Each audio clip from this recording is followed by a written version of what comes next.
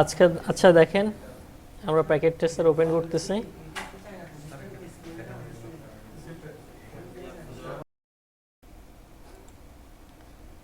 আচ্ছা আমরা VLAN করতেছি তাই তো, আমরা নেটওয়ার্কটা বেশি জটিল করব না, আমরা আস্তে আস্তে কনফিগারেশনগুলো করব। প্রথমে একটা সুইচ নিলাম, মনে করেন সুইচের সাথে 4টা ডেস্কটপ কানেক্ট আছে, 1টা 2টা 3টা 4টা ডেস্কটপ, ঠিক আছে। তাহলে জেনারেলি সুইচের সাথে ডেস্কটপ কানেক্টেড হয় কোন কেবলের সাহায্যে? Straight through.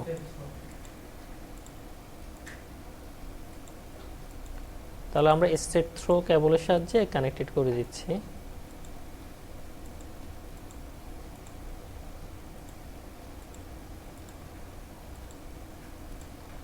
মনে করেন এটা হচ্ছে আমার একটা অফিসের ল্যান নেটওয়ার্ক, অফিস এর ল্যান নেটওয়ার্ক। হ্যাঁ, এখন আমার 2টা ডিপার্টমেন্ট আছে, এই 2টা পিসি মিলে একটা ডিপার্টমেন্ট, তাদের নাম দিচ্ছি আইটি ডিপার্টমেন্ট,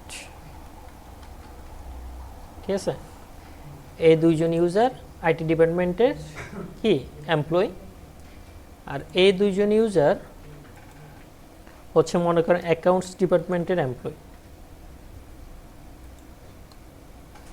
ঠিক আছে। তাহলে ভিল্যানের যে কনসেপ্টটা, ল্যানের মধ্যে ভিল্যান মানে কি? Virtual local area network, virtual LAN তৈরি করা। এরা ফিজিক্যালি একটা সুইচের সাথে কানেক্টেড, তাহলে জেনারেলি যেটা হওয়ার কথা ছিল, এটা যেহেতু কানেক্টেড, যেহেতু আইপি বসানো, সেহেতু কি হবে না, এরা প্যাকেট ট্রান্সপাস হবে না। আমরা ওটা আইপি বসাই ফেলি, মনে করেন যেহেতু সবাই একটা সুইচের সাথে কানেক্টেড, তাদের সেম রেঞ্জের আইপি দিচ্ছি 192.168.10.10। এখানে বেশি জটিল করতেছে না নেটওয়ার্ক, আপাতত সহজ করতেছে। হ্যাঁ, গেটওয়ে নিয়ে কোন কাজ করতেছে না, যেহেতু রাউটার নাই।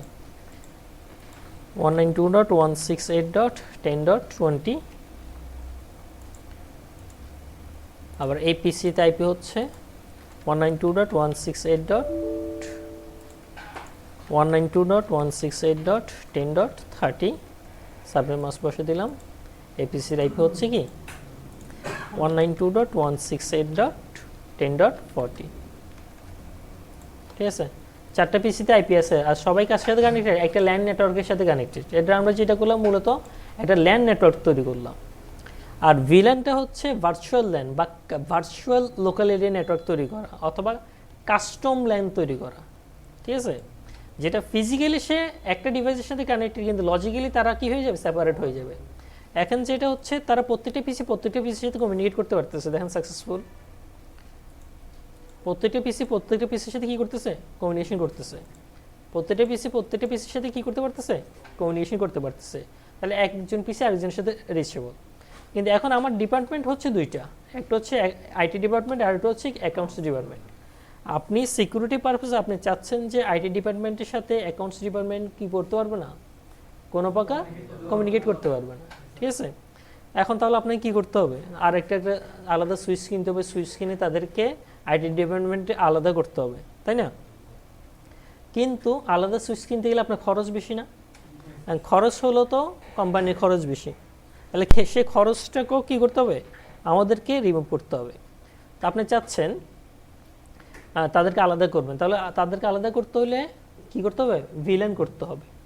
আরেকটা, হ্যাঁ ভার্চুয়ালি আলাদা, হ্যাঁ ভার্চুয়ালি আলাদা, কারণ ফিজিক্যাল ডিভাইস না কিনে, ঠিক আছে।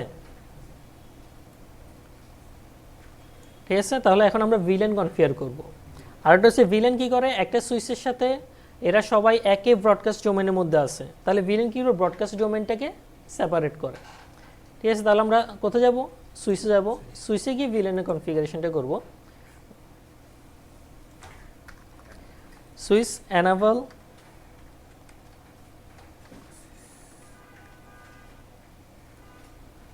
এটা এক পাশে নিয়ে আসি, এনাবল কনফিগার।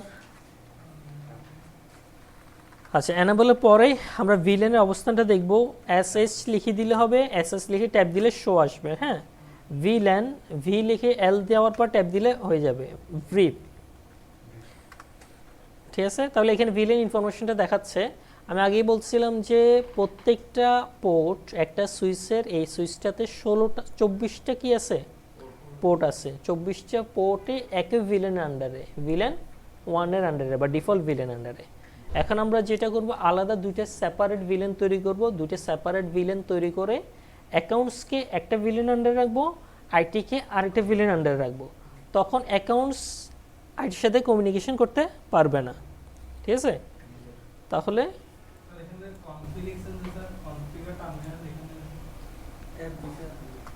ট্যাব ইউজ করছি।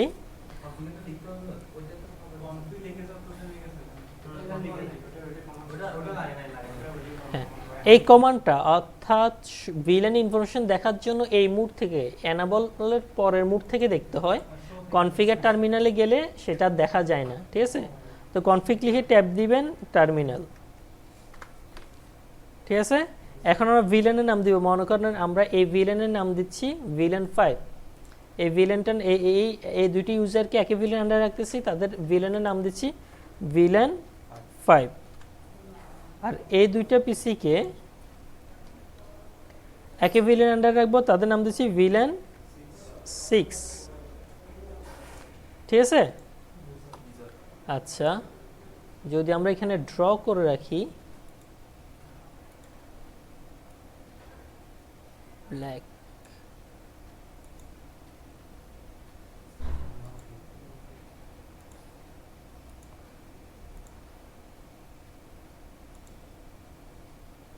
fill color,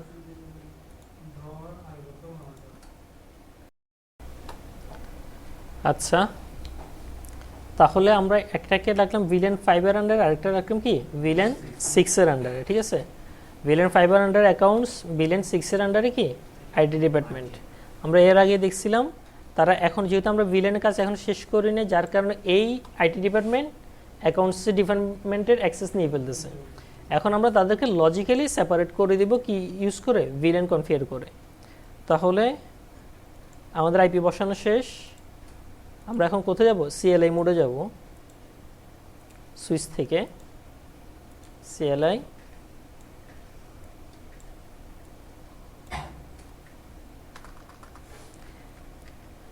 enable config terminal। ঠিক আছে, VLAN নাম কি দিছিলাম, VLAN 5। যে VLAN নাম্বার দিব, VLAN নাম্বার পর নাম দিয়ে দিব, নাম দিয়ে দিচ্ছি VLAN 5 হচ্ছে অ্যাকাউন্টস। ঠিক আছে, VLAN 5 হচ্ছে কি অ্যাকাউন্টস। এখান থেকে এক্সিট হইতে হবে। আরেকটা VLAN তৈরি করব VLAN 6, তার নাম দিয়ে দিচ্ছি কি আইটি। ঠিক আছে, এখানে এক্সিট, আবার কনফিগ মোড থেকে এক্সিট দিয়ে আমরা এই কমান্ডটা ইউজ করব। দেখব যে শো VLAN ব্রিফটা দেখব, শো VLAN ব্রিফ, VLAN ইনফরমেশনগুলো দেবো। এখন খেয়াল করেন এখানে কি তৈরি হয়েছে, ডিফল্ট VLAN এখনও আছে, ডিফল্ট VLAN আন্ডারেই 24টা পোর্ট আছে। কিন্তু আমরা এখন পর্যন্ত যেটা করলাম, অ্যাকাউন্টসের জন্য একটা VLAN তৈরি করলাম, এই দেখেন VLAN নাম্বার, আর আইটির জন্য একটা VLAN তৈরি করলাম কি একটা নাম্বার। এখন আমরা যেটা করব, এই ফার্স্ট ইথারনেট 1 আর 2-কে VLAN 5 এর আন্ডারে নিয়ে আসবো, অর্থাৎ অ্যাকাউন্টসের জন্য নিয়ে আসবো। আবার আরও দুইটা ইথারনেট 3 আর 4-কে আইটি ডিপার্টমেন্টের জন্য নিয়ে আসবো। ঠিক আছে, তাহলে আবার কনফিগ টার্মিনাল, হ্যাঁ সুইচের পোর্ট, কনফিগ টার্মিনাল। আচ্ছা কনফিগ মোড আসবো, গ্লোবাল মোড বলে যেটাকে, ইন্টারফেস রেঞ্জ ফার্স্ট ইথারনেট 0/1 আর 2 না, 1 থেকে 2 কিনে আসবে। আপনি চাইলে 5 থেকে 6 কিনে আসতে পারেন, বা 1 থেকে 10 পর্যন্ত সবাইকে সেম VLAN আন্ডারে নিয়ে আসতে পারেন। 1 আর 2-কে আমরা সিলেক্ট করলাম, ইন্টারফেস রেঞ্জ ফার্স্ট ইথারনেট 1 আর 2 কি হলো, এখন ব্যাপারটা যেমন হচ্ছে ফার্স্ট ইথারনেট 1 আর 2 কি হলো সিলেক্ট হয়েছে। হ্যাঁ, এখন সুইচ পোর্ট অ্যাক্সেস VLAN কত, এটা 5, VLAN 5 নিয়ে আসলাম। ঠিক আছে, আচ্ছা এখন আবার এক্সিট হইতে হবে, এক্সিট করে ইন্টারফেস রেঞ্জ ফাস্ট ইথারনেট 0/34 3 আর 4 এই দুইটা পোর্টকে ইন্টারফেসকে আমরা 6 VLAN-এর জন্য দিব সুইচ পোর্ট অ্যাক্সেস VLAN কত 6 ওকে তাহলে